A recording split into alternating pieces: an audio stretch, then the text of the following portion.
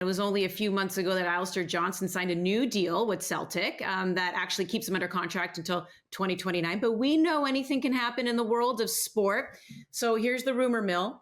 No, wait, this is me stirring the pot. Wait, what's the sign for? I don't know. I don't know what the sign is. Is it like I need a rumor mill. I don't know. This is substitution. What's happening right now? All right, the rumor mill. Congo line. Anyways, I'm blowing the introduction to this topic. Basically, what I'm trying to say. Dancers were sick, though. Thank you. There are recent reports that Alistair Johnston is being courted or could be on the move or something going on, possibly, by Inter Milan in Serie A. So, Ollie, does this seem a bit odd, I guess, considering Johnston just signed a new deal with Celtic, or just in general, what are you making of this talk that he could be at Inter Milan? I don't think it's particularly reputable. I think this is just one report from, I don't even particularly know where, and it's been aggregated everywhere. So I'm not going to read too much into this particular rumor, but I don't find it odd that Alistair Johnston would be being linked with clubs like this, and is starting to turn heads around Europe because his performances at Celtic and for Canada as well over the past year have just continued to grow and grow. So I understand that he's obviously only recently signed a new contract there, and you would think that would, keep him there for a while. But to me, that's probably Celtic not only rewarding the player, but protecting themselves as much as they possibly can, knowing that this player was in the Copa America team of the tournament, was, among the players for the FIFA World 11 at the end of the year. The game he played against Bayern Munich in that second leg was absolutely outstanding. I think that will have further persuaded top clubs that this could be a player who can play at that kind of level. I think they will be expecting interest in this player given the standard of his recent performances. Yeah, except for that last moment when Davies, I won't bring up that. Just everyone skirts over that fact, but I'm not gonna. Well, you're so torn for Alistair, but then it was Davies, and you're like, I'm just saying at the end of the game. Anyways, it wasn't on. Stop. Whatever. I just watched the tape. Okay, whatever. I didn't want to feed into aggregator accounts or aimless transfer rumors. Like there's people that are making a living in the industry by like throwing out whatever and hoping that something sticks to the wall. It's just very weird to me. I will say that I will say this though. I think that Alistair Johnston is ready for another challenge. I do. I think he's better than the Scottish League. And if just playing Champions League football, those 8 to 10 games every year is good enough for him, then that's fine. He's beloved there. And I think if you're another club, he ticks a lot of boxes. He's improving. His distribution's very good. He's reliable. He's there to play. He's fully committed. He's got great character. What he isn't, however, is a modern fullback that will be gallivanting up and down the line with blazing speed and pace. And he's not that type of player. So I think he needs to go to a very specific team.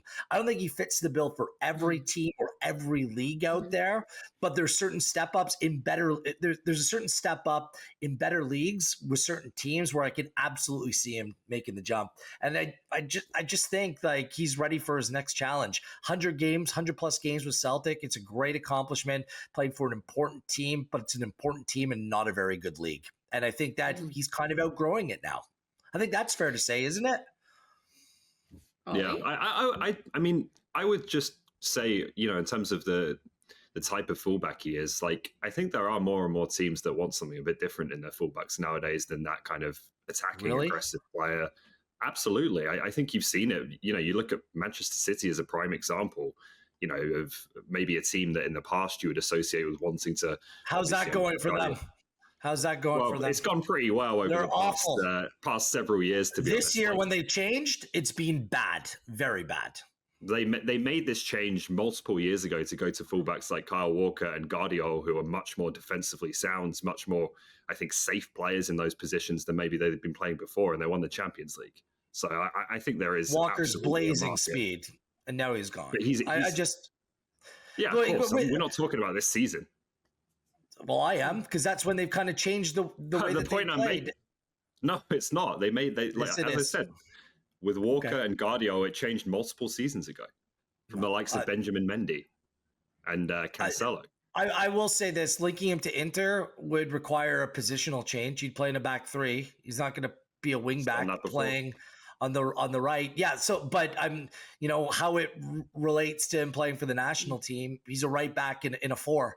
It's would be a little bit of a different role for him. Maybe it's better suited for him moving forward as well. So that was a club that was thrown out there. But it's not a like for like positional change. And Man City are terrible defensively. So whatever, Oliver Platt. Let's talk about the national team. We can have a Man City debate another time. When it comes to the national team, and I mean, obviously, every player is important, and given how this team is played, so I never want to disrespect any player. However, as somebody once told me, when it comes to sports, everyone's equal until they're not. There are different levels, right, of players, and how I usually judge it is when you hear if a player is injured. What's your response to that? And I think if Davies is announced as injured, we all panic, right? If Jonathan David is announced as injured, we all panic. Is Alistair Johnston that third guy? Like, is he the third player on that team when you're going in that kind of number? Like, if you were to hear he was injured, you panic for Canada, Ollie? He's in that conversation, but I don't think he would be. If he put a gun to my head and made me choose number 3, no, I don't think he's quite that. I wouldn't do that to you, but Moise Bombito, I think, has increasingly become that player because of the way they play. Like, he's pretty indispensable just because of his athleticism at centre back.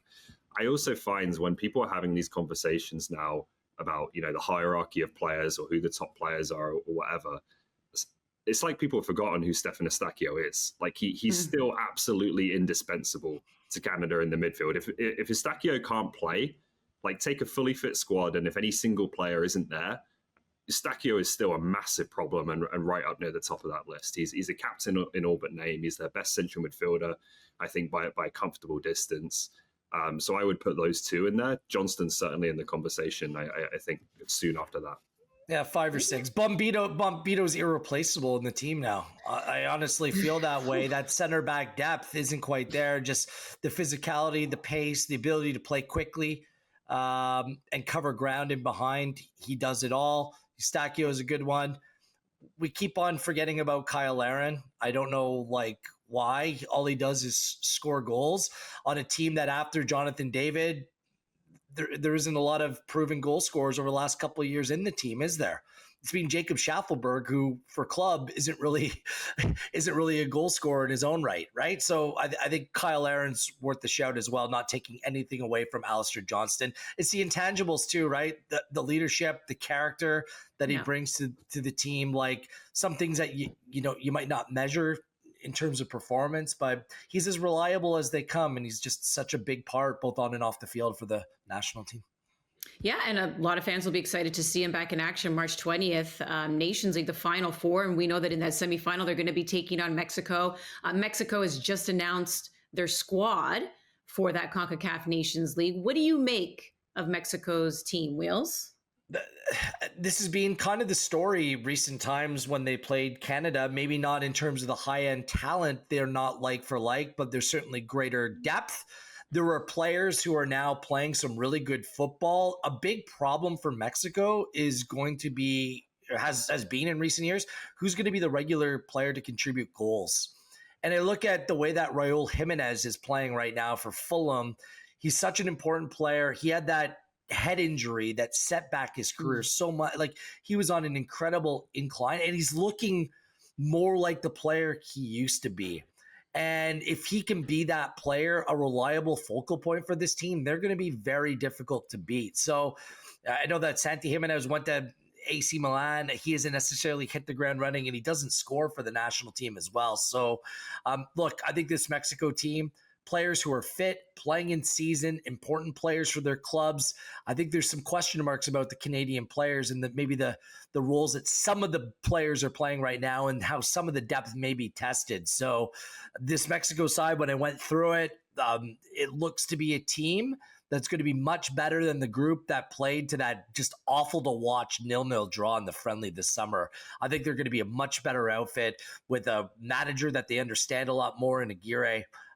So I think it's going to be a bigger test than most people are expecting, or at least most Canadian fans are expecting.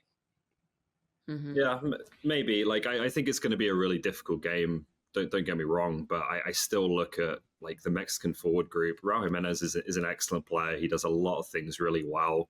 He's got 10 and 28 for Fulham this season, and 3 were penalties. Like, he's not a prolific goal scorer. His And when I look XG's decent. It's been good, honestly. Yeah, again, I'm not trying to knock him. He's a good player, but when I look at him and the supporting cast around him, and then I look at a backline of Davies and Johnston and Bombito and Cornelius, I think Mexico is going to have a tough time with that, to be honest, creating clear chances and being a real threat against this Canadian team. So I don't feel that way about Canada when I look at Davies going forward and I look at Jonathan David and the players that I think can pose them questions.